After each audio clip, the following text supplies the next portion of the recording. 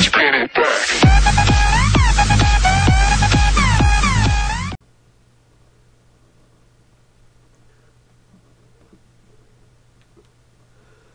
What is up, guys? It's Devil here and welcome to Oxford United episode 133. And there's the start of the new season. We have Manchester City and QPR, and I hope you enjoyed the goal montage. It is coming. And yeah, let's get the season underway with a Community Shield match against Man City. And I'm not going to lie, they are the best team in England and they show their class this game. First, Balotelli with that header there. Then he picks up the rebound and fires it at Nuri Sahin, who's completely unmarked in the box. Bad bit of defending then. The third minute leads to a goal for Manchester City. And we tried to reply pretty instantly in the 10th minute. And Oxlade-Chamberlain tries to find Swordell in the middle, but he couldn't quite.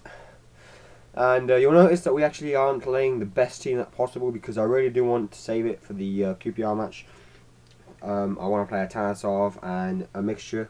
But Lucas Piazon will be in there. He deserves a start.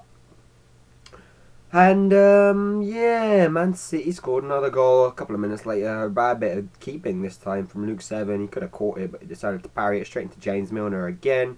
And that made it 2-0. And then Tiberson Kaiser had a kick-off run, but it went just a little tad bit wide. Not much in it, but it did go wide. And here's Swordell. Well, all he had to do was pull the shot off, and it would have been 2-1, and the game would have been on. But we were slowly starting to come into the match, and a good bit of football there led to a finesse shot which went just over. But you know, this is Manchester City. We're up against them. We do need a goal if we want to stay in the game, because you know they will keep attacking us all day long, even if at the minute we are the more dominant team. There was a 20-minute spell basically in the first half where well, you know, we had all the possession, all the chances. They didn't really have anything. But, you know, this is Man City. They are going to come back into the game. They made it 3-0 on the 40th minute. Fernando Torres and Mario Balotelli linking up well to provide the third goal of the match. And Manchester City's third goal together. And, you know, from here on in, it was, you know, we were trying to get back in, but we couldn't. I mean, we couldn't even score one goal, and we needed 3. So, it was quite difficult for us. Swordell showing a good bit of footwork there, but, you know, a good tackle by the defender. I don't know, I'm not sure who that was. And a good tackle by our defender in the second half. We switched around, and you know, we did have a couple of really clinical chances that we really should have taken. This being the first, Zaleski being through all by himself. All he had to do was smash it, not chip it. But you know, he went to the chip, and it wasn't ever going to go in. With Joe Hart in goal. And there was another clinical chance for, I don't know why I keep saying clinical. There was another good chance for Mario Balotelli. But Seven does well this time, and also Jones here, the third forwards, provides the ball to Marvin Swordell over the top. All Marvin Swordell has to do is shoot, but for some reason Clichy catches up with him, or whoever that was, might have been Richards. And Man City do win the game, which is a bit of a piss take, but as I said, we weren't playing the best team, and it's Community Shield. I mean, it's not a real trophy, so I'm not too pissed off. Anyway, now for some transfers. You see here that I actually signed Petr Cech. I did sell Clark, and James Constable was the other person I sold, and I bring in 2 players, Petr Cech being the first, 150,000 wage, 10 million, and then Michael Carrick being the other, 50,000 wage and 4 million. So 2 players that can arrive and strengthen the team in midfield and at the back, especially at the back. Petr Cech is the lad, and now we are playing the strongest team, maybe apart from Dede, who does have a little bit of an injury, as you'll see at the end of the episode. But a really good ball from Atanasov to Kaba, who just couldn't make the keeper work really. But this was a promising, very nice game, first game of the season against QPR, and you'll see in a minute. Well, you see at the end that it was actually pretty dramatic as well. But we were on the attack for most of the first half, and Atanasov actually finds Oxlade-Chamberlain in a good position. He was through one-on-one, but he was actually offside. And as we see the replay, he's not offside. The line is on. Like, no, it's not offside. Chris Jones also gets injured, and we'll have an update on him before we go. But anyway, back to the game. Carrick has his first chance for his new club, and it just sails wide. It was with his left foot. He went for the smash, but we were the better team by far and away in the first half. They did not really have any chances. Demba Ba is always a very, very dangerous striker, but he couldn't really do anything. And Petr Cech was playing well in goal, and for most of the first half he didn't succeed. He actually made a really good save here on the volley from Lopez, and another follow-up as well. It was really good. He is a top quality keeper, even if he is like 36 in the game right now.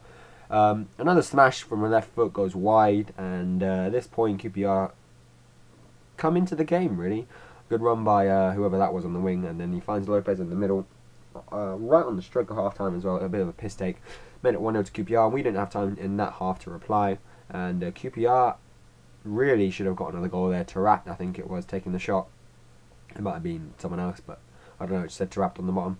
Tanasov here has a chance in the 55th minute, but it doesn't make it pay. However, the ball does then fall to him, and he hits the post, and finally on the rebound, it goes in the 55th.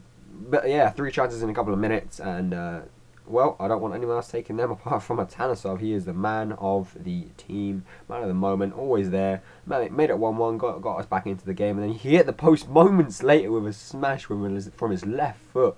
And that really could have turned the game on its head. But I tell you, he was on fire. He was up for it.